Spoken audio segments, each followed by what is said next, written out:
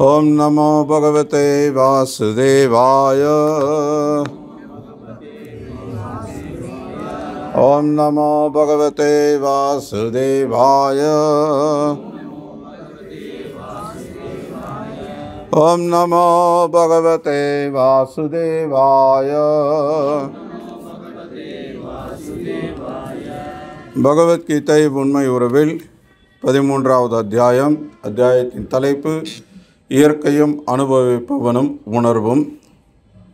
ஸ்லோகம் 8 முதல் 12 வரையிலான ஸ்லோகங்களை பார்த்துட்ருக்கோம். ஸோ இப்போது கிருஷ்ணர் எது ஞானம் அப்படின்ற ஒரு 20 ஐட்டங்களை ஒரு பட்டியல் கொடுக்குறார். இதுக்கு அப்பாற்பட்ட இவற்றை தவிர மற்றவை அனைத்தும் அறியாமை அப்படின்றத இங்கே அறிவிக்கிறார். இதில் முதல் ஸ்லோகம் அமானித்வம் மதம்பித்வம் அஹிம்சா க்ஷாந்திர் ஆர்ஜவம் ஆச்சாரியோபாசனம் சௌச்சம் ஸ்தைரியம் ஆத்ம வினிகிரக, இது ஃபுல்லாக பார்த்தாச்சு. இந்திரியார்த்தேஷு வைராக்கியம் அனஹங்கார ஏவச்ச ஜன்ம மிருத்யு ஜரா வியாதி துக்க தோஷான தர்ஷனம், இதுவும் ஃபுல்லாக இது வரைக்கும் நம்ம பார்த்தாச்சு.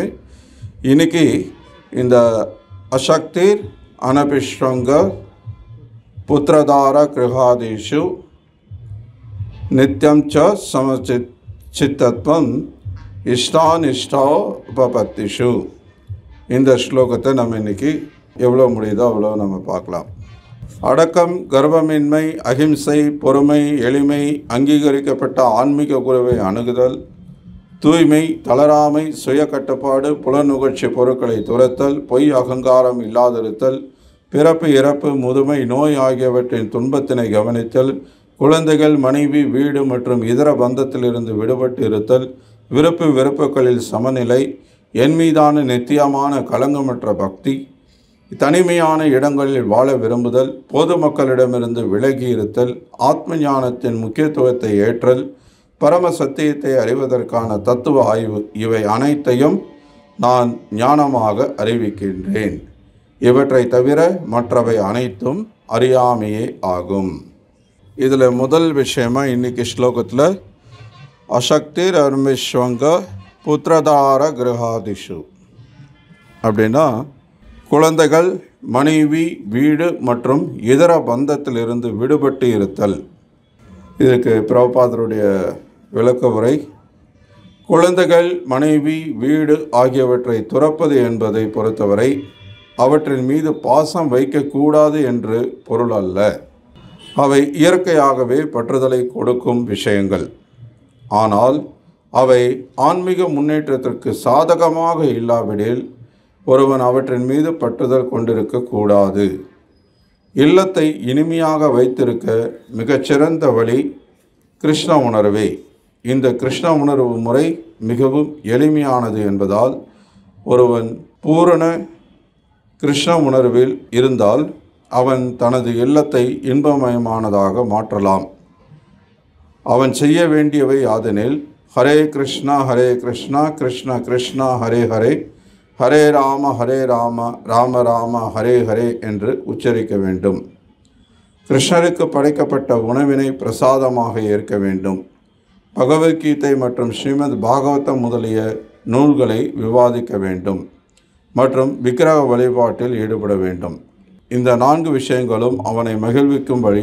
இவ்வழியில் தனது குடும்ப அங்கத்தினர்களுக்கு ஒருவன் பயிற்சி அளிக்க வேண்டும். காலையிலும் மாலையிலும் குடும்பத்தினர் அனைவரும் ஒன்றாக அமர்ந்து ஹரே கிருஷ்ணா கிருஷ்ண கிருஷ்ணா ஹரே ஹரே, ஹரே ராம ராம ராம ஹரே ஹரே என்று ஜபம் செய்யலாம். 4 கொள்கைகளை பின்பற்றி கிருஷ்ண உணர்வினை இவ்வழியில் வளர்த்து கொள்ளும்படி ஒருவன் தனது குடும்ப வாழ்வினை வடிவமைக்க முடிந்தால் அவன் குடும்ப வாழ்விலிருந்து துறவு வாழ்விற்கு மாற்றம் பெற அவசியமில்லை. ஆனால் குடும்ப வாழ்வானது ஆன்மீக முன்னேற்றத்திற்கு உகந்ததாக இல்லாமல் சாதகமற்றதாக இருந்தால் அது நிராகரிக்கப்பட வேண்டும். அர்ஜுனனை போல கிருஷ்ணரை உணர்வதற்காகவும் அவருக்கு தொண்டு செய்வதற்காகவும் அனைத்தையும் தியாகம் செய்ய வேண்டும். அர்ஜுனன் தனது குடும்பத்தினர்களை கொல்ல விரும்பவில்லை. ஆனால் தனது கிருஷ்ண உணர்விற்கு அவர்கள் தடங்களாக உள்ளனர் என்பதை புரிந்து கொண்டவுடன் அவன் கிருஷ்ணரின் உபதேசத்தை ஏற்று போர் புரிந்து அவர்களை கொன்றான். எப்படியாயினும் குடும்ப வாழ்வின் இன்ப துன்பங்களை ஒருவன் துறந்தே ஆக வேண்டும். ஏனெனில் முழுமையான இன்பத்துடன் இருப்பதோ முழுமையான துன்பத்துடன் இருப்பதோ இவ்வுலகில் ஒருபோதும் சாத்தியமல்ல. ஓகே, இதோடு இப்போ நிறுத்திக்கலாம். நமோ ஓம் விஷ்ணுபாதாய கிருஷ்ணபிரேஷ்டாய புதலே ஸ்ரீமதே பக்தி விகாச சுவாமி நாமினே. நமோ ஓம் விஷ்ணுபாதாய கிருஷ்ணபிரேஷ்டாய புதலே ஸ்ரீமதே பக்தி வேதாந்த சுவாமி நாமினே. நமஸ்தே சாரஸ்வதி தேவி கௌரவாணி பிரச்சாரிणे निर्विशेष शून्यवादी पाश्चात्य देश तारिणे. जय श्री कृष्ण चैतन्य प्रभु नित्यानंद श्री अद्वैत गदाधर श्रीवासादि गौर भक्त वृंद. हरे कृष्णा कृष्णा कृष्णा हरे हरे, हरे राम राम राम हरे हरे. हरे कृष्णा. முதல்ல எல்லாருக்கும் வணக்கம். இந்த பொருளுரை பற்றின விளக்கத்தை கேட்குறதுக்கு முன்னாடி ஒரு விஷயம் சொல்லலான்னு நினச்சேன். ஏன்னா இப்போ நம்ம படித்த இந்த ஒரு பத்தியில் பிரபுபாதர் 2 முறை இந்த ஹரே கிருஷ்ணா மகாமந்திரத்தை முழுவதுமாக கொடுத்துருக்கிறார். பொதுவாக இந்த பக்தி பயிற்சியில் ஈடுபடக்கூடிய நம்ம எப்பெல்லாம் நமக்கு இந்த பகவான் நாமத்தை சொல்கிறதுக்கான வாய்ப்பு கிடைக்குதோ அப்போ எல்லோரும் உறக்க இந்த நாமத்தை சொல்கிறது வழக்கம். ஸோ பக்தர்கள் இந்த மாதிரி பொருளுரையிலிருந்து அல்லது மொழிபெயர்ப்பிலிருந்து சாஸ்திரங்களில் எந்த பகுதியிலிருந்து எந்த விஷயத்தை படித்தாலும் படிக்கும்போது நீங்கள் கவனிக்கலாம், அந்த ஹரே கிருஷ்ணா மந்திரத்தை மட்டும் கொஞ்சம் உறக்க அதுக்கு தனியாகவே மற்ற பக்தர்களும் சேர்ந்து சொல்லணுன்றதுக்காக கொஞ்சம் வேகமாக படிக்காமல் மெதுவாக படிப்பாங்க. ஸோ அது எதிர்பார்க்கப்படுது. ஸோ அடுத்த முறை எல்லாருமே இந்த மகாமந்திரத்தை நம்ம சொல்கிறோன்னு தெரிஞ்ச உடனே நீங்கள் நல்லா எல்லாருமே உறக்க அதை சொல்லலாம். ஏன்னா இது ஒரு பெரிய வாய்ப்பு. பக்தி செய்கிறதுக்கு மிகச்சிறந்த வழிமுறை ஹரிநாம சங்கீர்த்தனம். ஸோ எப்பெல்லாம் வாய்ப்பு கிடைக்குதோ அதை நம்ம பயன்படுத்திக்கணும். சரியா? பொருளுரையில் நம்ம படிக்கும்போது நீங்களும் சேர்ந்து அந்த மகாமந்திரத்தை சொல்லலாம். மற்ற விஷயங்கள் சொல்ல முடியாது. பட் மகாமந்திரம் எப்பெல்லாம் நம்ம ஹரே கிருஷ்ணா கிருஷ்ணா கிருஷ்ணான்னு சொல்கிறோமோ எல்லாரும் சேர்ந்து சொல்லலாம், இல்லை உறக்க சொல்லலாம். இந்த 13வது அத்தியாயத்தில் கிருஷ்ணர் இந்த 5 ஸ்லோகங்களில் ரொம்ப முக்கியமான விஷயத்தை விளக்கிட்டு இருக்கிறார். அதனால தான் நம்ம ஒவ்வொரு ஐட்டமாக பல வாரங்கள் எடுத்தாலும் பரவாயில்லைன்னு சொல்லி நம்ம ஒவ்வொரு ஐட்டமாக பார்த்துட்டே இருக்கோம். இதில் இந்த 20 ஐட்டங்களில் ஆரம்பத்திலேயே பிரபுபாதர் சொல்லிடுறார். இதில் அடுத்து வரக்கூடிய ஒரு முக்கியமான ஐட்டம் அனன்ய பக்தி, பகவான் மீதான கலப்பிடமில்லாத பக்தி. அது இந்த 20 ஐட்டங்களில் ரொம்ப முக்கியமானதுங்கிறார். அந்த ஒன்று இருந்தாலே மற்ற 19 விஷயங்களும் தானாகவே வந்துடும் அப்படிங்கிறார். இருந்தாலும் அதுக்காக மற்ற விஷயங்களை நம்ம தெரிஞ்சுக்காமல் இருக்கிறதும் சரியல்ல. அதனால தான் பிரபுபாதர் நீண்ட பொருளுரை கொடுத்துருக்கார். ஒவ்வொரு ஐட்டத்தையும் விளக்கியிருக்கிறார். சில விஷயங்களை அதிகமாக விளக்கியிருக்கிறார், சில விஷயங்களை குறைவாக விளக்கியிருக்கிறார். இன்றைக்கி நம்ம படிக்கிற இந்த விஷயம் புத்திரதார கிரகாதீஷு, வீடு மனைவி குழந்தைகள் மீதான அந்த பற்று இல்லாமல் இருத்தல் அப்படின்ற இந்த விஷயத்தை கொஞ்சம் விரிவாகவே ஒரு பக்கம் முழுக்க வரக்கூடிய ஒரு பெரிய பத்தியில் விளக்கியிருக்கிறார். ஸோ குடும்ப வாழ்க்கையை துறப்பது என்றால் பிரபுபாதர் எடுத்த உடனே இதை தெளிவுபடுத்துகிறார். குடும்பத்தின் மீது பாசம் வைக்கக்கூடாது என்று பொருள் அல்ல. ஏன்னா பாசம் வைக்கிறது பற்று வைக்கிறது அப்படின்றது இயற்கையான விஷயம். எந்த ஒரு விஷயத்தோடு நீங்கள் அதிகம் தொடர்பில் இருக்கீங்களோ அந்த விஷயத்தின் மீது, அது ஒரு பொருளாக இருக்கலாம் அல்லது ஒரு நபராக இருக்கலாம், அவர்கள் மீதான பாசம் பற்று வளருவது இயற்கையான ஒரு விஷயம். அதுவும் குறிப்பாக நமக்கு இரத்த சம்பந்தமான உறவுகள் அப்படின்னும் போது இயற்கையாகவே அந்த பாசம் வளரத்தான் செய்யும்.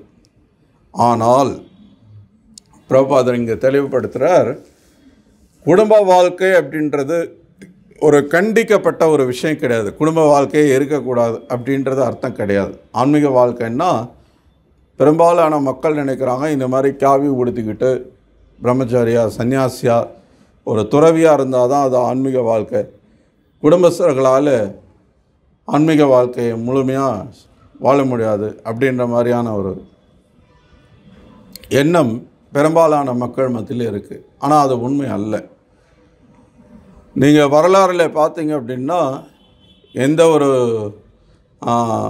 சம்பிரதாயத்திலையும் பெரும்பாலான மக்கள் குடும்பஸ்தர்களாக தான் இருந்திருக்காங்க.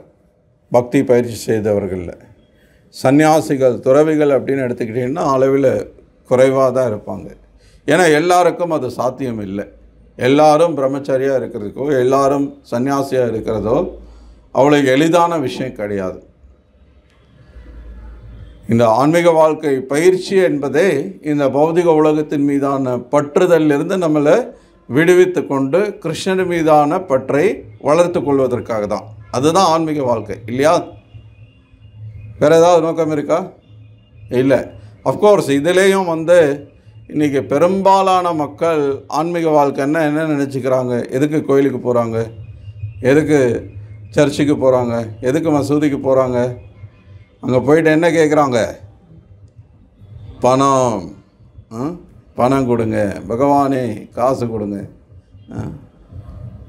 முதுகு வலியை போக்குங்க, கல்யாணம் ஆகலை கல்யாணம் பண்ணி வைங்க, வீடு இல்லை வீடு கட்டி கொடுங்க, இப்படி அது வேணும் இது வேணும்னு கேட்டு போகிறவங்க தான் பெரும்பாலான மக்கள். அதுதான் ஆன்மீகம்னு நினைக்கிறாங்க. கடவுள் நமக்கு தேவையானதை செய்து கொடுக்கறதுக்காக இருக்கிறார். அவர்கிட்ட நம்ம வேண்டணும்னா அவர் நமக்கு கொடுப்பார். அதுக்கு நம்ம தேங்காய் உடைக்கிறதோ உருளை தண்டம் போடுறதோ காவடி எடுக்கிறதோ இந்த மாதிரி ஏதாவது செஞ்சோன்னா அவர் சந்தோஷப்படுவார். சொல்கிறாங்க இல்லையா, விளக்கு போடுறேன், நான் அதை செய்கிறேன், கூழ் ஊற்றுறேன், இப்படியெல்லாம் மக்கள் பிரார்த்தனை பண்ணுறாங்க. எதுக்காக அந்த இதெல்லாம் செய்கிறாங்க? பரிகாரங்கள்லாம் எல்லாமே இந்த மாதிரி ஏதோ ஒரு பிரார்த்தனை பண்ணியிருப்பாங்க. இது வேணும் அது வேணும், இதை போக்கணும் அதை போக்கணும், பல பிரச்சனைகளுக்கு தீர்வு வேணும். ஆனால் உண்மை என்னென்னா இது ஆன்மீகமே கிடையாது, இது ஆன்மீக வாழ்க்கையே கிடையாது.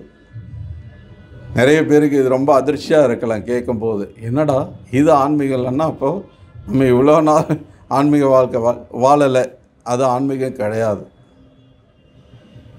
ஆன்மீகம் அப்படின்றது பௌதிகத்தை கடந்த ஒரு விஷயம். பௌதிக உலகத்தை கடந்து நம்ம செல்கிறதுக்கான ஒரு பயிற்சி. ஆனால் பணம் இல்லைன்னு கேட்குறோன்னா அப்போ அது ஆன்மீகமாகாது. ஏன்னா பணம் என்ன பண்ணும்? இங்கே தான் வேலை செய்யும். பணத்தை எடுத்துகிட்டு வைகுண்டம் போக முடியுமா? வைகுண்டத்தில் பணம் இருக்கா? அதுக்கு அவசியமே இல்லை. இங்கே இருக்கிற பணத்தை அமெரிக்காவுக்கு எடுத்துகிட்டு போனீங்கனாலே வேலை செய்யாது. இந்தியாவை விட்டு வெளியில் எங்கே கொண்டு போனாலும் அதுக்கு மதிப்பு இல்லை. அந்த ஊர் பணமாக மாற்ற வேண்டியிருக்கு இல்லையா? அப்படின்னும்போது வைகுண்டத்துக்கு பணத்தை கொண்டு போக முடியாது. இங்கே இருக்கிற வீட்டை தூக்கிட்டு போக முடியுமா வைகுண்டத்துக்கு? அதையும் தூக்கிட்டு போக முடியாது. இங்கே கிடைக்கிற வேலையை கொண்டு போக முடியுமா? நான் டாக்டர் ஆகிட்டேங்க, நான் இன்ஜினியர் ஆகிட்டேன், நான் மந்திரி ஆகிட்டேன், நான் முதலமைச்சர் ஆகிட்டேன், பிரதமர் ஆகிட்டேன்னு அந்த பதவியை தூக்கிட்டு போக முடியுமா? எதையும் கொண்டு போக முடியாது. இப்படி இந்த உலகத்தில் மக்கள் கடவுள்கிட்ட போய் கேட்கக்கூடிய எந்த விஷயத்தையாவது வச்சு நம்ம ஆன்மீகத்துக்கு வளர்ச்சி இருக்கா அப்படின்னு கேட்டால் பெரும்பாலும் கிடையாது. அப்போ அது பெரும்பாலும் ஆன்மீகமே கிடையாது. ஏன்னா கேட்குறதெல்லாம் இந்த உலகத்திலேயே இருந்து இந்த உலகத்திலேயே நம்ம அனுபவிக்கணும் அப்படின்னு ஆசைப்பட்டு இந்த உலகத்தில் இருக்கிறதுக்கான விஷயத்தை தான் மக்கள் கேட்டுட்ருக்காங்க. ஆனால் கிருஷ்ணர் சொல்கிறது என்னென்னா இந்த உலகம் துக்காலயம், இது துன்பம் நிறைந்த இடம், இது அசாஸ்வதம், இது தற்காலிகமான இடம். புத்திசாலியாக இருந்தன்னா நீ நிரந்தரமான சந்தோஷத்தை எதிர்பார்க்குற. அப்போது நிரந்தரமாக வாழ்கிறதுக்கு உன்னால் முடியும். ஏன்னா நீ ஆத்மா நிரந்தரமானது, ஆத்மா ஆன்மீகமானது. நிரந்தரமாக வாழக்கூடிய நீ நிரந்தரமான சந்தோஷத்தை தேடுற அப்படின்னா அப்போ அதுக்கான முயற்சியில் எல்லாம் ஈடுபடணும். எனக்கு பணம் வேணும்னு கேட்டால் பணம் நிரந்தர சந்தோஷத்தை கொடுக்குமா? பணம் நிரந்தரமே கிடையாது இல்லையா? ஒன்றுமே இல்லாமல் இருந்தவங்க பெரிய கோடீஸ்வரனாக இருக்காங்க, கோடீஸ்வரனாக இருந்தவங்க ஒன்றுமே இல்லாமல் இப்போ இருக்காங்க. நம்ம எத்தனையோ பேர் பார்த்தாச்சு. இது இன்னும் தொடர தான் போகிறது. இது நின்று போயிட போகிறது கிடையாது. ஆனாலும் நம்ம என்ன நினைக்கிறோம், நம்மகிட்ட காசு இல்லை அதனால தான் இப்படி இருக்கிறோம். நம்மகிட்ட காசு மட்டும் வந்துருச்சுன்னா, நம்மகிட்ட பணம் வந்துருச்சுன்னா, அம்பானி மாதிரி நம்மகிட்ட காசு இருந்துச்சுன்னா என்னெல்லாம் பண்ணலாம் தெரியுமா இல்லையா? ஒரு 5 லட்சம் இருந்ததுன்னா, ஒரு 1 கோடி ரூபாய் இருந்ததுன்னா அப்படின்னு கனவு காணாதவர்கள் யாராவது இருக்காங்களா சொல்லுங்கள்? பெரும்பாலான மக்கள் துரதிர்ஷ்டவசமாக இந்த மாதிரி கனவுலேயே தான் வாழ்க்கையை வீணடிச்சிட்ருக்காங்க. அப்போது இது எதுவுமே ஆன்மீகமானது கிடையாது. ஆன்மீகம் அப்படின்றது நம்ம இந்த உலக துன்பங்களிலிருந்து முற்றிலுமாக விடுபடணும். நம்ம துன்பமே இல்லாத இடத்துக்கு போகணுன்றது தான் ஆன்மீக வாழ்க்கை. அதனால தான் கிருஷ்ணர் இங்கே இதை மனைவி, குழந்தைகள், குடும்பம் இது மீதான பற்று இல்லாமல் இருத்தல் ஞானம்னு சொல்கிறார், அறிவுன்னு சொல்கிறார். இது மீத பற்றோடு இருக்கிறத அறிவுன்னு இங்கே சொல்லலை, பற்று இல்லாமல் இருத்தல் அறிவுன்னு சொல்கிறார் இல்லையா? அப்போது இந்த உலகத்து மேலே என்னங்க இங்கே பிரபாத சொல்கிறார், பற்று இல்லாமல் இருக்க முடியாது, பற்று இருக்கத்தான் செய்யும், அது இயற்கையானது. ஆனால் பற்று இல்லாமல் இருக்கிறது தான் அறிவுன்னு கிருஷ்ணர் சொல்கிறாரு. என்னங்க ஒன்றுக்கு ஒன்று முரணாக இருக்கு? முரணாலாம் இல்லை. குடும்ப வாழ்க்கைன்றது இல்லாமல் இருக்க முடியாது, அது இயற்கையின் ஏற்பாடு. கிருஷ்ணர் சாத்துர்வர்ண மயா சிருஷ்டம் குணகர்ம விபாகச்சன்னு சொல்கிறார். இந்த உலகம் சீராக இயங்கணும் அப்படின்னா 4 வர்ணங்கள், 4 ஆசிரமங்கள் பகவானாலே படைக்கப்பட்டிருக்கு. சாத்துர்வர்ணியம் 4 வர்ணங்களை நானே படைக்கிறேங்கிறார். மயா சிருஷ்டம் நான் படைக்கிறேங்கிறார். இதே பகவத்கீதையில் இதுக்கு முன்னாடி 4வது அத்தியாயத்தில் பார்த்தோம். ஸோ அப்போ பகவானுடைய படைப்பு இது. பிரம்மச்சாரி, கிரகஸ்த, வனப்பிரஸ்த, சந்நியாச அப்படின்ற இந்த 4 ஆசிரமங்களும், பிராமணா, க்ஷத்ரியா, வைஷ்யா, சூத்ரா என்ற இந்த 4 வருணங்களும் இயற்கையான ஒரு விஷயம், பகவானுடைய படைப்பில் இருக்கிற ஒரு விஷயம். இப்போது இந்த கிரகஸ்த இல்லாமல் பிரம்மச்சாரியும் வர முடியாது, வனப்பிரஸ்தனும் இருக்க முடியாது, சன்னியாசியும் இருக்க முடியாது. ஏன்னா பிரம்மச்சாரி, வனப்பிரஸ்த, சன்னியாச இவங்க 3 பேருக்குமே பெண்களோட தொடர்பே இருக்கக்கூடாது. அப்போ குழந்தை எப்படி பிறக்கும்? எப்படி ஒருத்தன் பிரம்மச்சாரியாக வருவான்?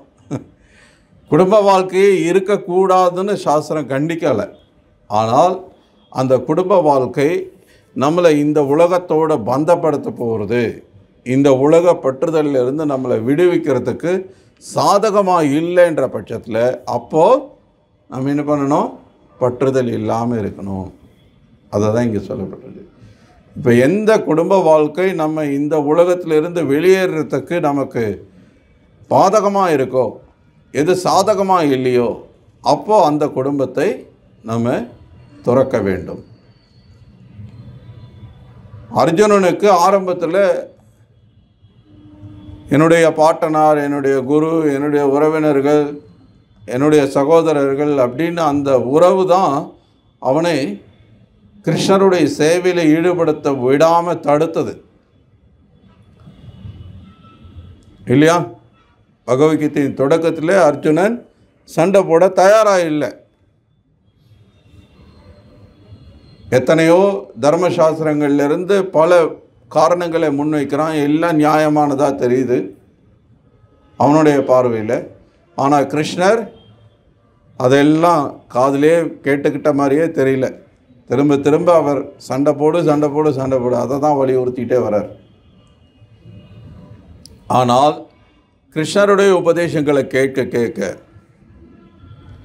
நான் இந்த உடலில் ஆத்மான்றதை உணர்ந்த பிறகு, ஆத்மாவனுடைய கடமைகள் என்னன்றதை உணர்ந்த பிறகு, ஆத்மாவான நான் கிருஷ்ணருடைய நித்தியமான அம்சம் என்பதை உணர்ந்த பிறகு, கிருஷ்ணருக்கு சேவை செய்வது தான் எனக்கு இன்பத்தை கொடுக்கக்கூடிய விஷயம், கிருஷ்ணருடனான உறவை புதுப்பித்துக் கொள்வது தான் என்னுடைய தர்மம் அப்படின்றதெல்லாம் உணர்ந்த பிறகு அர்ஜுனன் என்ன பண்ணனா,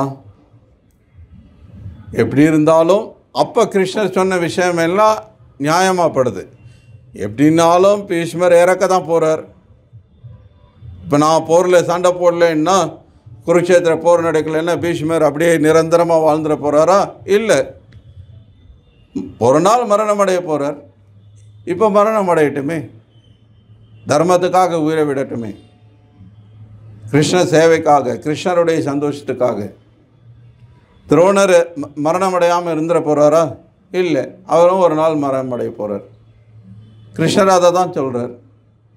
ஸோ ஆரம்பத்தில் கிருஷ்ணர் சொல்லும்போது அர்ஜுனனுக்கு அது ஏற்புடையதாக இல்லை. ஆனால் கீதா உபதேசம் கேட்ட பிறகு, நான் இந்த உடலில் ஆத்மான்றதை உணர்ந்த பிறகு, கிருஷ்ணர்கிட்ட இருந்து மாத்ரா ஸ்பர்ஷாஸ்து கௌந்தேய சீதோஷ்ண சுக துக்கதா, இந்த உலகத்தில் சுக துக்கம் எல்லாமே நிலையில்லாத ஒன்று. எப்படி சீத உஷ்ணம், குளிர்காலம் கோடை காலம்ன்ற இந்த பருவங்கள் மாறி மாறி வருதோ, அது மாதிரி சுகமும் துக்கமும் மாறி மாறி வந்துகிட்டே தான் இருக்கும். எதுவும் நிலையானது கிடையாது.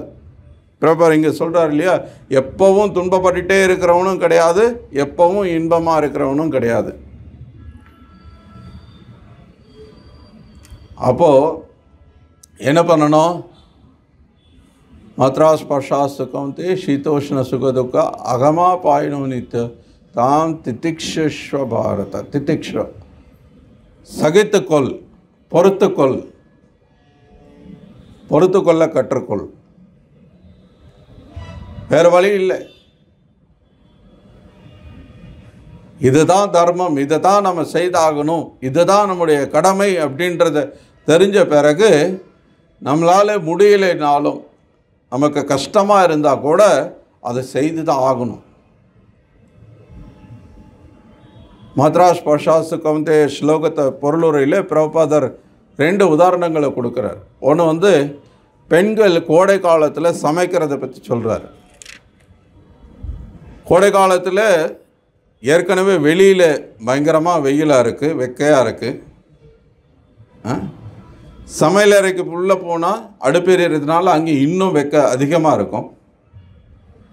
எல்லாம் சூடாக இருக்குது, எதை தொட்டாலும் சூடாக இருக்குது. அப்போது ரொம்ப கஷ்டம். வெயில் காலத்தில் எல்லாம் வேர்த்து ஊற்றிக்கிட்டே இருக்கும், சமைக்கிறது ரொம்ப கஷ்டம். ஆனால் அதுக்காக சமைக்காக விட்டுற முடியுமா? இன்றைக்கா இருந்தால் உடனே மொபைல் எடுத்து ஆப் ஓப்பன் பண்ணி ஆர்டர் பண்ணிவிடுவாங்க. ஏன்னா ஸ்விக்கி, டொமேட்டோ, அப்படி அது இதுன்னு டொமேட்டோ 1000 வழி இருக்குது. வேணும்னா ஆர்டர் பண்ணி சாப்பிட்டுக்குவாங்க. பட் அது கூட யாரோ ஒருத்தர் சமைச்சு தான் ஆகணும் இல்லையா? நீங்கள் சொமேட்டோவில் ஆர்டர் பண்ணேன்னா, ஸ்விக்கியில் ஆர்டர் பண்ணேன்னா அதையும் யாரோ ஒருத்தங்க சமைச்சு தான் ஆகணும். அப்போது என்ன பண்ணணும்? கோடை காலம்னு பார்க்காம, வெப்பம் அதிகமாக இருக்குன்னு பார்க்காம கடமை செய்ததாகணும், சமைச்சு தான் ஆகணும். அதே மாதிரி குளிர்காலம்னு பார்க்காம அதிகாலையில் எழுந்திரிச்சு குளிச்சு தான் ஆகணும். பிராமணன் அப்படின்னா அவனுடைய தர்மம் அது. அவன் காலையில் எழுந்து, அதிகாலையில் எழுந்து, காலையில் என்ன இன்றைக்கி நிறைய பேருக்கு 10 மணிக்கு தான் காலையில், ஏன்னா அந்த மாதிரி இல்லை, 8 மணிக்கு மேலானால் தான் உங்களுக்கு காலையில்.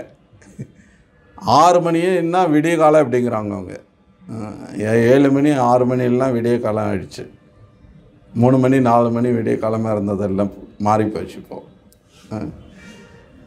ஆனால் பிராமணன் அப்படின்னா பிரம்ம முகூர்த்த நேரத்துக்கு முன்னாடியே எழுந்து பிரம்ம முகூர்த்த நேரத்தில் அவன் வந்து நீராடி தயாராகி பகவானை வழிபட ஆரம்பிச்சிடுறான். இப்போ அதுக்காக குளிக்காமல் இருந்துட முடியுமா? முடியாது. அப்போது எப்படி இந்த விஷயங்களை நம்ம செய்து தான் ஆகணுமோ அது மாதிரி அது கஷ்டம்தான். ஆனால் வேறு வழி இல்லை, செஞ்சு தான் ஆகணும். குடும்பத்து மீது பற்று வளர்ந்துருச்சு, அந்த பற்றுதலை விட்டு தான் ஆகணும். அர்ஜுனனுக்கு ஆரம்பத்தில் கஷ்டமாக தான் இருந்தது. ஆனால் உண்மையை புரிந்து கொண்ட பிறகு நான் விடமாட்டேன்னு சொல்லிட்டு இருந்தால் அதுக்காக நீங்கள் அப்படியே பிடிச்சிட்டே இருக்க முடியுமா? இல்லைங்க, என் மனைவி என் குழந்தைங்கன்னா எனக்கு அவ்வளோ பிரியம், நான் அவங்கள விடமாட்டேங்க. என்ன வேணால் பகவத்கீதை சொல்லட்டும், கிருஷ்ணர் என்ன வேணால் சொல்லட்டும், யார் வேணால் என்ன வேணால் சொல்லட்டும், நான் விடமாட்டேன் அப்படின்னா எவ்வளோ நேரம் பிடிச்சிருப்பீங்க? ஒரு நாள், ஒரு வாரம், ஒரு மாதம், ஒரு வருஷம், 100 வருஷம் முடியுமா? அதுக்கு மேலே யாராவது முடியுமா? அதிகபட்சம் சில நாட்களோ, சில வாரங்களோ, சில மாதங்களோ, சில வருடங்களோ, அவ்வளோதான். ஒன்றே நீங்கள் அவங்கள விட்டு முன்னாடி போயிடுவீங்க, இல்லை அவங்க உங்களை விட்டு போயிடுவாங்க. ரெண்டில் ஏதோ ஒன்று நடக்கும் இல்லையா? இதுதானே யதார்த்தம். வேறு ஏதாவது நடக்குதா இங்கே உலகத்தில்? இல்லைங்க. எங்கள் ஊரில் ஒருத்தர் இருக்கிறாருங்க 300 வருஷமாக. யாராவது காட்ட முடியுமா அப்படி? இல்லை. 101 வருஷம்னாலே இன்றைக்கி பத்திரிகையெல்லாம் போட்டுடுறாங்க, 100 வருஷத்துக்கு மேலே வாழ்கிறாங்க அப்படின்னு சொல்லி, இல்லையா? அப்போது இந்த உலகத்தோட இயற்கை தன்மை இதுதான், நிலையில்லாத உலகம், அனித்யம் அசுக்கம் லோகம். கிருஷ்ணர் தெளிவாக சொல்கிறார். அனித்யம், நித்தியம்னா நிரந்தரம், அனித்யம் அப்படின்னா நித்தியம் இல்லாத, நிரந்தரம் இல்லாத. அசுக்கம், சுகம்னா சந்தோஷம், அசுகம் அப்படின்னா சந்தோஷம் இல்லாத இடம். இதுதான் உண்மை. அதை விட்டுட்டு இன்னைக்கு சுவாமி நீங்களாம் பாசிட்டிவாக பேசணும், மக்களை என்கரேஜ் பண்ணணும், ஊக்குவிக்கணும், அவங்களுக்கு நீங்கள் ஏன் எல்லாம் நெகட்டிவாக பேசுகிறீங்க? தற்காலிகமானது, அழியக்கூடியது, நிரந்தரம் இல்லாதது, துன்பமயமானது, இதெல்லாம் நெகட்டிவிட்டியை வளர்க்குது. நீங்கள் பாசிட்டிவாக பேசுங்க அப்படின்னு நிறைய பேர் சொல்கிறாங்க. ஆனால் அதுக்காக நீங்கள் பாசிட்டிவாக பேசுனா பாசிட்டிவாக மாறிடுமா? எனக்கு பசிக்குது, பிரியாணி பிரியாணி பிரியாணின்னு சொல்லிட்டா என் வயிறு நம்பி போயிடுமா? பசிக்குதுன்னு சொன்னால் அது ஏன் சொல்கிறீங்க? அது நெகட்டிவ். நீங்கள் பாசிட்டிவாக சொல்லுங்கள். அதுக்காக என்ன பண்ண முடியும்? பாசிட்டிவாக சொன்னால் பிரச்சனை தீர்ந்து போயிடுமா? அப்படின்னா உலகத்தில் யாருக்குமே எந்த பிரச்சனையுமே இருக்கக்கூடாது. ஏன்னா எல்லாருமே பாசிட்டிவாக திங்க் பண்ண ஆரம்பிச்சிடுவாங்களே. எந்த பிரச்சனையுமே இருக்கக்கூடாது இல்லையா? ஏன்னா பாசிட்டிவாக திங்க் பண்ணால் எல்லாம் சரியாக போய்டுன்றாங்கல்ல. அப்போ தான் பாசிட்டிவாக எல்லாமே நடக்கும். இல்லை, இந்த உலகத்தில் அப்படி நடக்காது. அப்படி எதிர்பார்த்தோம்னா நம்ம பெரிய முட்டாள். ஏற்கனவே அந்த மாதிரி முட்டாளாக இருந்ததுனால தான் நம்ம இந்த உலகத்தில் இன்னும் இருந்துக்கிட்டே இருக்கோம். பகவான் கருணையோடு நமக்கு இந்த மனித வாழ்க்கையில் இந்த விஷயத்தை புரிய வைக்கிறதுக்கு இந்த வாய்ப்பை கொடுத்துருக்கிறார். அதுவும் இந்த கிருஷ்ண பக்தி இயக்கத்தோட தொடர்புக்கு வந்த பிறகு நம்ம இந்த வாய்ப்பை பிடிச்சிக்கல, இதை தீவிரமாக பயிற்சி செய்யலை அப்படின்னா அது மிகப்பெரிய முட்டாள்தனமாகும்.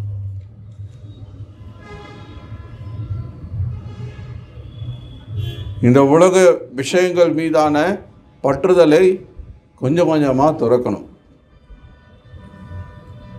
அதுக்காக எவ்வளவு முயற்சி எடுக்க முடியுமோ அவ்வளவு முயற்சி எடுக்கணும். அது பார்க்குறதுக்கு ரொம்ப சின்ன விஷயமாக கூட தெரியலாம், ரொம்ப எளிதான விஷயமாக கூட தெரியலாம். ஆனால் அந்த சின்ன சின்ன விஷயங்களை கூட நம்ம துறக்கலைன்னா அது மீதான பற்று இருக்குது அப்படின்னு பிரபுபாதர் சொல்லியிருக்கார். ஒரே ஒரு குலாப் ஜாமுன் சாப்பிடணும்னு நான் ஆசைப்பட்டேன்னா கூட மறுபடியும் இந்த உலகத்தில் பிறந்து நீ அந்த குலாப் ஜாமுன் சாப்பிட்டாகணும். அப்போ மறுபடியும் அதுக்காக ஒரு பிறவியே எடுக்க வேண்டியிருக்கு. யோசிச்சு பாருங்கள். அப்போ அந்த அளவுக்கு அது ஒர்த்தியானதா? ஒரு குலாப் ஜாமுனுக்காக ஒரு பிறவி எடுக்கிறதுன்றது மதிப்புடைய விஷயமா அப்படின்னு பார்த்தோம்னா கண்டிப்பாக கிடையாது. ஏன்னா இந்த உலகத்தில் பிறக்கிறதுன்றதே ரொம்ப கஷ்டம், ரொம்ப துன்பமயமானது. ஜன்ம மிருத்யு ஜரா வியாதி துக்க தோஷான தர்ஷனம். இதுக்கு முன்னாடி ஆகிட்டா நீங்கள் போன வாரம் கேட்டிருப்பீங்க. கிருஷ்ணர் என்ன சொல்கிறார்? ஜன்மம் மிருத்யு ஜரா வியாதி எல்லாமே துக்க தோஷான தர்ஷனம், துன்பமயமானதுன்றதை பார்க்கணுங்கிறார். அதுதான் அறிவுங்கிறார். ஒன்றும் இல்லை, பாகவதத்தில் 3வது ஸ்கந்தத்தில் ஒரு கர்ப்பத்தில் இருக்கக்கூடிய ஒரு சிசு எப்படி அது உருவெடுத்து ஒரு ஆணோட விந்து பெண்ணோட கர்ப்பத்துக்குள்ளே வந்த உடனே அது எப்படி உருவெடுக்கிறது, அது எப்படி படிப்படியாக வளர்ச்சி அடையுது, எந்த காலகட்டத்தில் எப்படி அந்த உறுப்புகள் வளருது, எப்போ உணர்வு வருது, எப்போ அந்த குழந்தை முழுமையான வளர்ச்சி பெறுதுன்ற முழு விவரங்கள் கொடுக்கப்பட்டிருக்கு. இப்போ அந்த விவரங்கள் படி பார்த்தீங்க அப்படின்னா அந்த குழந்தை ரொம்ப சௌகரியமாக இருக்கா அப்படின்னு பார்த்தீங்கன்னா கிடையாது. ரொம்ப அசௌகரியமான ஒரு சூழல். ஒன்றும் இல்லை, உங்களை ஒரு வெளிச்சமே இல்லாத ஒரு இருட்டு அறையில் போட்டு உங்களை பூட்டி வச்சா ஒரு 9 மாதத்துக்கு உள்ளே இருங்க அப்படின்னா எப்படி இருக்கும்? முடியுமா யாராலையாவது? 9 மணி நேரம் இருந்தாலே பைத்தியம் பிடிச்சிடும். ஏன்னா வேறு எதையும் பார்க்க முடியல, யாரு கூடயும் பேச முடியல. இப்போ இத்தனை வருஷம் வளர்ந்து இந்த உடலெல்லாம் இப்போ நல்ல திடகாத்திரமாக இருக்குது. ஏன்னா ஆனால் அது வளர்ச்சியே அடையாத ஒரு சிசு அதோட தோல்லாம் எவ்வளோ மெலிதாக இருக்குன்றது உங்களுக்கு தெரியும். எவ்வளோ சின்ன ஒரு பூச்சி கடிச்சதுன்னா, கண்ணுக்கு தெரியாத பூச்சி கடித்தா கூட அதுக்கு வலி தாங்க முடியாத வலியாக இருக்கும் இல்லையா? இப்போ நம்ம எல்லாம் அந்த மாதிரி வலியெல்லாம் தாங்கிக்கலாம். இப்போ அந்த மாதிரி இப்போ கொசுலாம் கடிக்குது, நம்ம என்ன பண்ணுறோம்? இப்படி தட்டி விட்டு போயிட்டே இருக்கோம். ஆனால் அந்த குழந்தைக்கு கொசு கடிச்சதுன்னா எப்படி இருக்கும் யோசிச்சு பாருங்கள். ஸோ அந்த மாதிரி ஒரு சூழல் ரொம்ப துன்பமயமான சூழல், ரொம்ப கஷ்டம். பாகவதத்தில் சொல்லப்பட்டிருக்கு, அந்த மாதிரி கர்ப்பத்துக்குள்ளே இருக்கும்போது எல்லாருக்குமே என்ன தோணுமா? பகவானே எப்படியாவது என்னை இங்கிருந்து வெளியேற்றிடு, இந்த கஷ்டம் ரொம்ப கஷ்டமாக இருக்குது, இதிலிருந்து என்னை எப்படியாவது வெளியில் கொண்டு வந்துடு, வெளியில் வந்த உடனே உங்களுடைய திருவடியில் நான் சரணடைஞ்சிடுறேன் அப்படின்னு சொல்லி தான் பகவான்கிட்ட பிரார்த்தனை பண்ணி தான் வெளில வரோம். ஆனால் வெளில வந்த அடுத்த வினாடியே பகவானை மறந்துடுறோம். அதுதான் மாயை. அந்த மாயை எப்படி உருவாகுது? இந்த குடும்பத்தினால, குடும்ப பற்றுன்றதுனால. ஏன்னா இங்கே வெளில வந்த உடனே நமக்கு இங்கே சௌகரியத்தை கொடுக்கறதுக்கு அச்சோ ஒழிக்குதா கண்ணு, அழாத அழாத அதாதா தாதா தாதா தாதா உடனே குடும்பம் முழுக்க சுற்றி நிற்குது. அந்த குழந்தை ஏன்னு ஒரு சத்தம் போட்டால் போதும், உடனே பாட்டி ஒரு பக்கம், அம்மா ஒரு பக்கம், ஏன்னா அத்தை ஒரு பக்கம், ஆளுக்கு அந்த குழந்தைய சௌகரியப்படுத்த முயற்சிக்கிறாங்க. அப்போ அந்த குழந்தை என்ன நினைக்குது? அவ்வளோ கஷ்டப்பட்டமே, பகவான்கிட்ட வேண்டமே, அதெல்லாம் அப்போ ஞாபகம் வராது. ஏன்னா இப்போ தான் இங்கே இவ்வளோ சௌகரியப்படுத்துறதுக்கு இவ்வளோ பேர் இருக்காங்களே, நம்ம சத்தம் போட்டால் போதும், ஒரு கத்துனா, இப்போ ஒரு கத்துனாலே எல்லாரும் ஓடி வராங்களே, எல்லாத்தையும் செய்கிறாங்க. படுத்த இடத்துலையே மழை ஜலம் கழிக்கலாம், சாப்பிடலாம், எல்லாத்தையும் பண்ணிக்கலாம். ஏன் நம்ம ஒன்றுமே செய்ய வேண்டியது இல்லையே, நம்மளை இவ்வளோ சௌகரியமாக வச்சுக்கிறாங்களே அப்படின்னும் போது அந்த குழந்தைக்கு பகவானை பற்றி எப்படி நினைக்க வரும்? வளர வளர அதே எண்ணம் இன்னும் பெருகிட்டே போகுது. நான் மையமாக இருக்கணும், என்னை சுற்றி எல்லாரும் இருக்கணும், நான் சொல்கிறத கேட்கணும், ஏன் விருப்பப்படி எல்லாரும் நடக்கணும், ஏன்னா நான் தான் அனுபவிப்பாளன். பிறந்ததுலேருந்தே நம்ம அப்படிப்பட்ட உணர்வோடு தான் இங்கே வர்றோம். இந்த உணர்வை கொடுக்கறது என்ன? இந்த குடும்பம். இந்த குடும்பம்ன்ற அந்த விஷயந்தான் நமக்கு இந்த உலகத்தோட எப்படியாவது சௌகரியப்படுத்திக்கணும். ஏதாவது ஒரு கஷ்டம் வருதா, ஓகே பரவாயில்ல, இதை எப்படி சரி பண்ணலாம். ஏன் கஷ்டம் வருதுன்னு யாராவது யோசிக்கிறோமா? கிடையாது. ஏன் துன்பம் வருது? இப்போ எல்லாருக்கும் கண் இருக்குது, எனக்கு கண் இல்லாமல் நான் பிறந்திருக்கேன், நான் பார்வை இல்லாதவனா பிறந்துட்டேன், ஏன்னு யாரும் யோசிக்கிறது கிடையாது. உடனே இதுக்கு ஏதாவது சிகிச்சை பண்ணி சரி பண்ண முடியுமா? இதை யார் ஆப்ரேஷன் பண்ணுவாங்க? இதுக்கு ஏதாவது வழி இருக்கா? அதுதான் தேடுறோம். அப்போ நம்ம என்ன பண்ணுறோம்? நம்முடைய பிரச்சனைக்கு நிரந்தரமான தீர்வு காண்றதுக்கு பதிலாக தற்காலிகமாக அதை எப்படி சரி பண்ணலாம். ரொம்ப வெக்கையாக இருக்கா, ஃபேனு போடு, பத்தலையா ஏசி போடு. ஏசி போட்டால் காற்றெல்லாம் ட்ரையாக இருக்கா. இப்போ நீங்கள் சிங்கப்பூர்லாம் போனீங்கன்னா எங்கே பார்த்தாலும் ஏசி இருக்கும். ஏன்னா அங்கே ரொம்ப வெக்கையாக இருக்கிறதுனால ஏசிலேயே எல்லா இடத்துலையும் மக்கள் இருந்துகிட்ருக்கிறதுனால அந்த காற்று ரொம்ப ட்ரையாக இருக்கிறதுனால அதனால் இப்போது பலவிதமான இதய நோய், பலவிதமான பிரச்சனைகள் வருது. இப்போ அதனால் என்ன பண்ணுறாங்க, அந்த ஏசியோட இன்னொரு மிஷின் அட்டாச் பண்ணியிருக்காங்க. என்னென்னா அது ஒரு தண்ணி மாதிரியான ஒரு திரவத்தை அதில் வச்சு அது ஸ்ப்ரே பண்ணிகிட்டே இருக்குது. அந்த காற்றோடு சேர்த்து அந்த காற்று உலர்ந்த காற்றாக இல்லாமல் ஈரப்பதத்தோடு மக்கள் சுவாசிக்கிறாங்க. இப்போ அந்த திரவத்தில் சில வாசனை பொருட்களை கலந்து அந்த வாசனை கெமிக்கல்னால அதனால் பல உபாதைகள். இப்போ அதுக்கு பதிலாக வேறு ஒரு மிஷினை அதில் அட்டாச் பண்ணுறாங்க. இப்படி ஒரு பிரச்சனையை கிருஷ்ணர் சொன்ன மாதிரி தித்திக்ஷவாக சகிச்சு கொள்ள கற்றுக்காததுனால, பொறுத்து கொள்ள கற்றுக்காததுனால என்ன ஆகுது, இன்னும் பல பிரச்சனைகளை வளர்த்து கொண்டு தான் போகிறோம். நீங்கள் எந்த ஒரு விஷயத்தை வேணால் எடுத்துக்கோங்க. மக்கள் கிராமங்களில் ரொம்ப எளிமையாக கிடைக்கக்கூடிய பொருளை வச்சு, அங்கே இருக்கிற மண்ணை எடுத்து, அங்கே இருக்கிற சில கல்லை வச்சு ஏதோ 1-2 மரத்தை வெட்டி, அல்லது ஏற்கனவே செத்துப்போன இந்த மரம் ஏதாவது இருந்ததுன்னா அந்த மரத்தை எடுத்து அதை வச்சு ரொம்ப எளிமையாக ஒரு குடிசை போட்டு வாழ்ந்துட்டு இருந்தாங்க.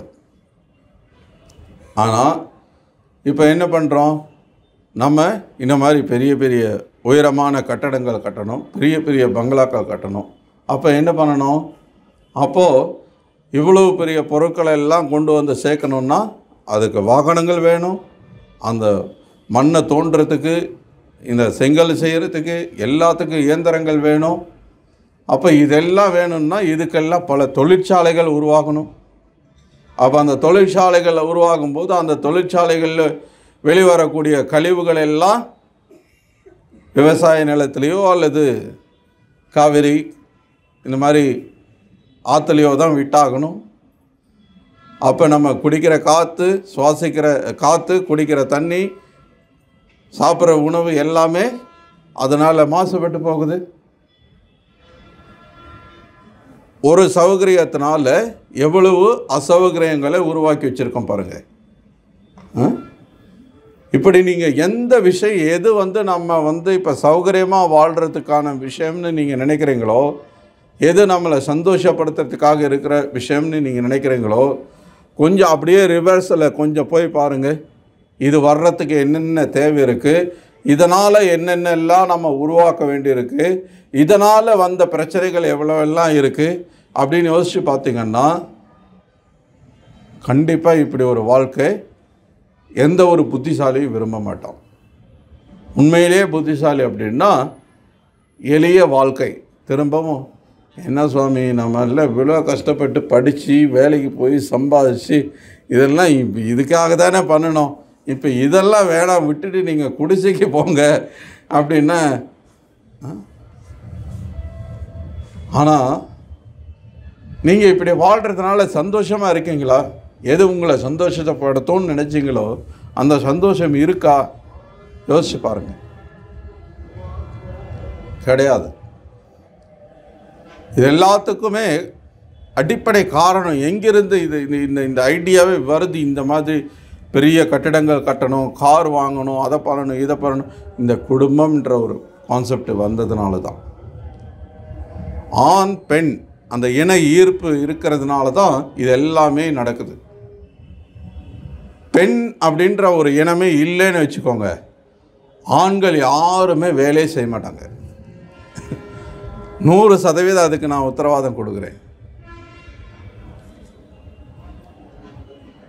கொஞ்சம் யோசிச்சு பாருங்கள். உங்களிலே பல பேருக்கு அனுபவம் இருக்கலாம், குறைஞ்சபட்சம் உங்கள் நண்பர்களை பார்த்துருக்கலாம். நீங்கள் திருமணம் ஆகிறதுக்கு முன்னாடி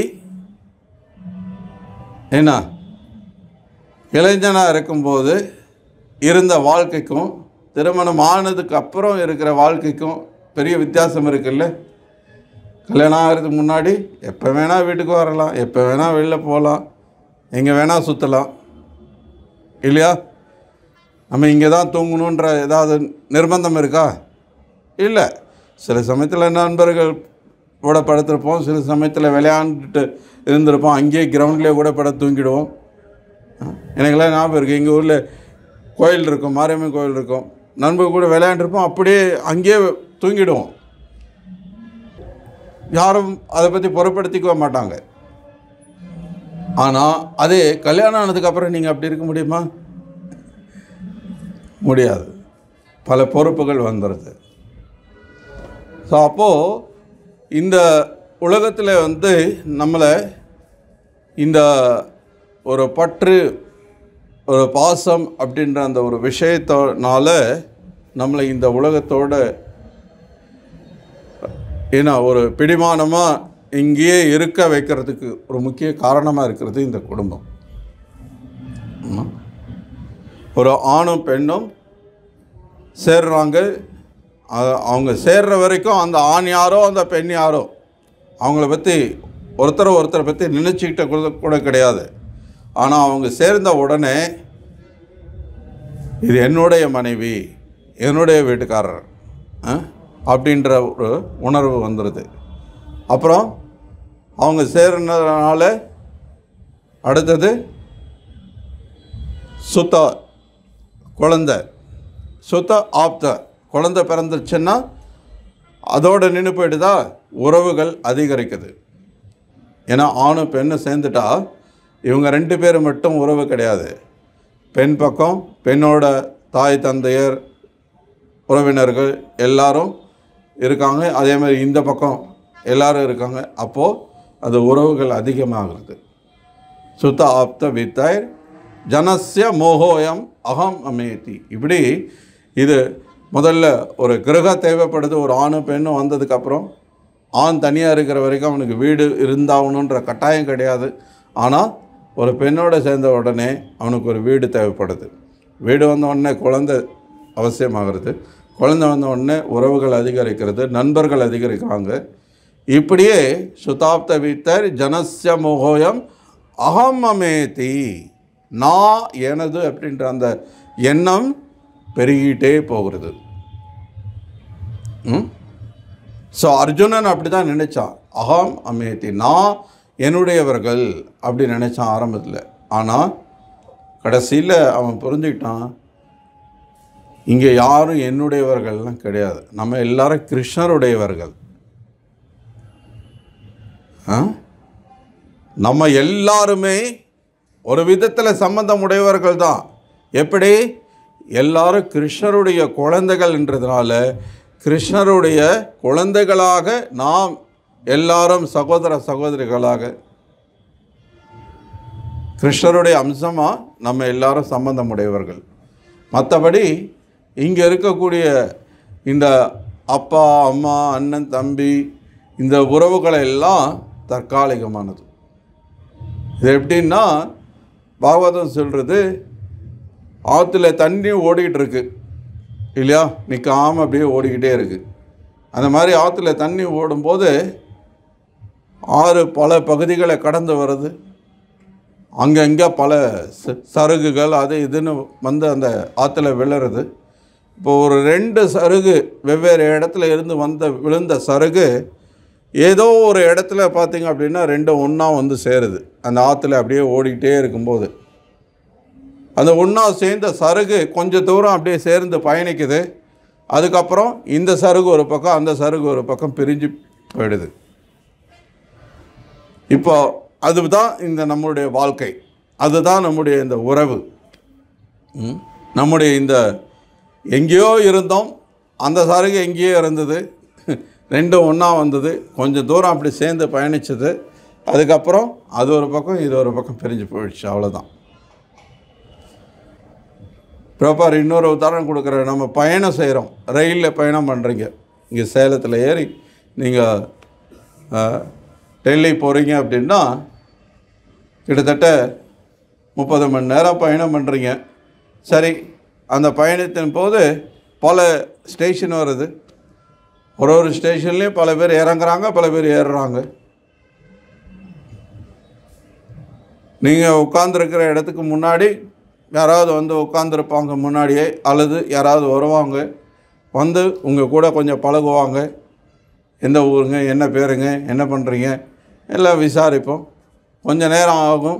அப்புறம் பார்த்திங்கன்னா அவங்க ஸ்டேஷன் வந்தோடனே இறங்கி போயிடுவாங்க, இல்லை நம்ம இறங்கி போயிடுவோம்.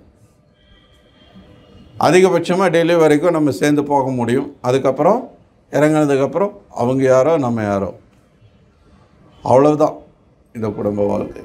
இதை நம்ம புரிஞ்சுக்கிட்டோம் அப்படின்னா, இங்கே வந்து மக்கள் சொல்கிறாங்க இல்லையா, எத்தனை ஜென்மம் எடுத்தாலும் இவர் தான் எனக்கு கணவராக வேணும்.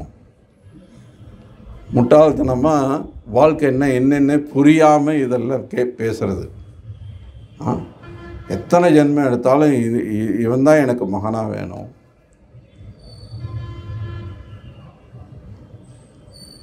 உண்மையிலேயே அறிவுள்ளவங்களாக இருந்தால் அப்படி யாரும் யோசிக்கவே மாட்டாங்க. கிருஷ்ணர் இங்கே அதை தான் சொல்கிறார். இது மேல பற்று வச்சு அப்படின்னா அது அறிவே கிடையாது, அது அறியாமை அப்படிங்கிறார். ஏன்னா இந்த உலகத்தில் இதுக்காக பிறக்கிறதுன்றது வந்து ஒருத்தானது கிடையாது, மதிப்புடைய விஷயமே கிடையாது. அதுக்காக இந்த உலகத்தில் மறுபடியும் ஒரு பிறவி எடுக்கிறதுன்றது வந்து அவசியமே கிடையாது. ஏன்னா நீங்கள் எத்தனை பிறவி எடுத்தாலும் பிரிய தான் போகிறீங்க. யாரும் நிலையாக இங்கே இருக்க போகிறது கிடையாது. எந்த உறவும் நிலையானது கிடையாது இங்கே.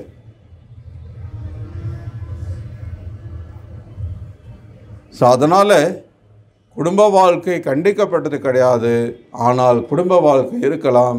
ஆனால் அந்த குடும்ப வாழ்க்கை கிருஷ்ண உணர்வின் அடிப்படையில் பிரபுபாதர் இங்கே சொல்கிற மாதிரி ஒன்றா எல்லோரும் உட்காந்து பாகவதம் படிக்கிறது, எல்லாரும் ஒன்றா இப்போ குடும்பத்தில் 4 பேர் இருக்கோன்னா 4 பேரும் உட்காந்து தினமும் ஜபம் பண்ணுறது, 4 பேரும் உட்காந்து ஒன்றா கிருஷ்ண பிரசாதம் சாப்பிட்றது, 4 பேரும் ஒன்றா உட்காந்து பாகவதம் படிக்கிறது, 4 பேரும் ஒன்றா கோயிலுக்கு போகிறது, ஒன்றா சேவை பண்ணுறது. இப்படி நம்ம கிருஷ்ண சேவைக்காக நம்ம வாழ்க்கை கிருஷ்ண சேவையை மையப்படுத்தி அர்ப்பணிக்கப்பட்ட வாழ்க்கையாக இருக்கும் பட்சத்தில் அப்போ ஒருத்தர் துறவு கொள்ளணுன்ற அவசியம் கிடையாது. ஆனால் அப்படி இல்லை, ஒரு குடும்ப வாழ்க்கை வந்து நம்மளை இந்த உலகத்தோடு பந்தப்படுத்த போகிறது, நம்மளை வந்து கிருஷ்ண பக்தி முழுமையாக பயிற்சி செய்ய விடலை, அல்லது மற்றவங்க செய்கிறதுக்கு தயாராக இல்லை, மற்றவங்க நம்மளை இழுக்கிறாங்க அப்படின்ற பட்சத்தில் அப்போது இந்த உலக பற்றுதலிருந்து விடுபட்டு தான் ஆகணும். ஏன்னா எப்படி இருந்தாலும் பிரிஞ்சு தான் போகிறோம். எப்படி இருந்தாலும் கட்டாயப்படுத்தி நம்ம பிரிக்கப்பட போகிறோம். இப்போது ஒரு விஷயம் இருக்குது. இது ஒரு கம்பம், இப்போ அந்த மாதிரி ஒரு கம்பானு வச்சுக்கோங்க.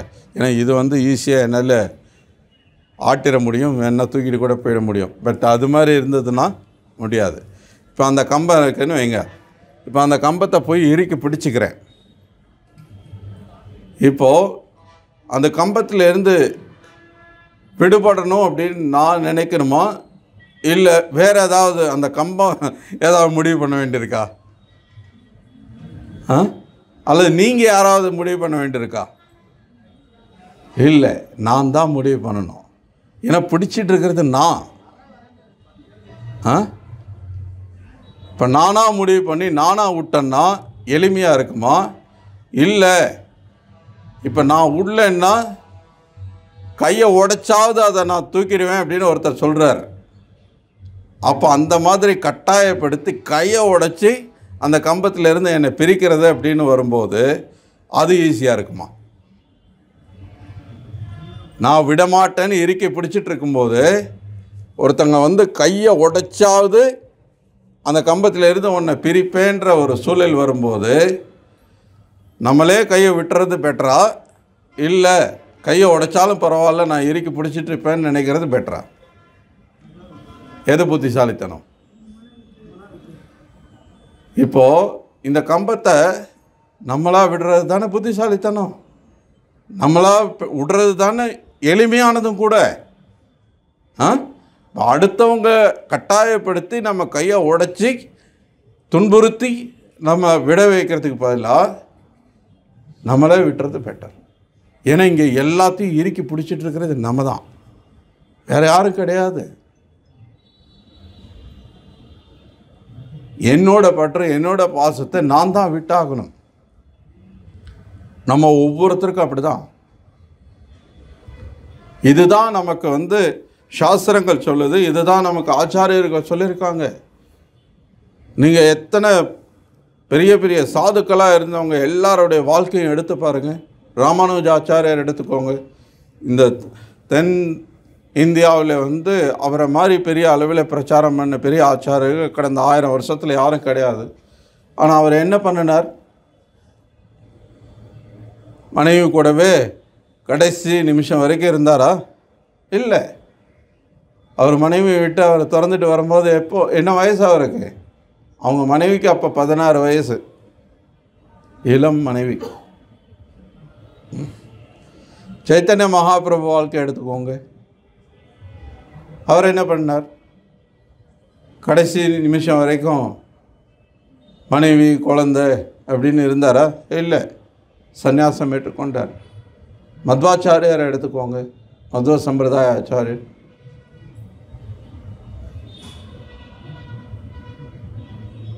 சரி, அவங்க எல்லாம் சந்நியாசம் எடுத்துட்டாங்க. முன்னாடியே நீங்களே சொல்லிட்டீங்க எல்லாருக்கும் சந்நியாசம் சாத்தியம் இல்லைன்னு.